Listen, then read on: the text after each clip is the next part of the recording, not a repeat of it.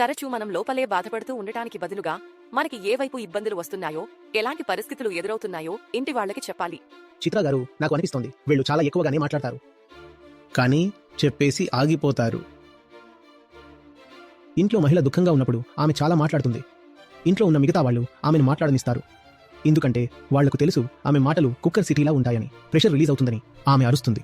అటు ఇటు చేసి వంటగదిలో పాత్రలు పగలగొట్టి ఆ తర్వాత శాంతిగా అయిపోతుంది. నేను చెప్పేది ఏమిటంటే, పాత్రలు పగలగొట్టడం వల్ల శాంతి రావద్దు. సంకెళ్లను విరిచేసే వరకు శాంతించకూడదు. మనం ఒక స్టీరియోటైప్ కూడా తయారు చేసుకున్నాం కదా, టాకేటివ్ ఫీమేల్ అని. అంటే మహిళలు ఎక్కువగా మాట్లాడతారు, మాట్లాడుతూనే ఉంటారు అంటాం. ఎందుకంటే వాళ్ల దగ్గర మాటల కన్నా వేరేదేమీ లేకపోవడం వల్లే వాళ్లలో ఉన్నంత అసంతృప్తి, కోపం మొత్తం వాళ్ల మాటల ద్వారా వ్యక్తం చేస్తారు. ఇప్పుడు ఆ సమయం వచ్చింది. మన ఆగ్రహాన్ని చర్యల ద్వారా వ్యక్తపరచి మన స్థానం సంపాదించుకోవాల్సిందే.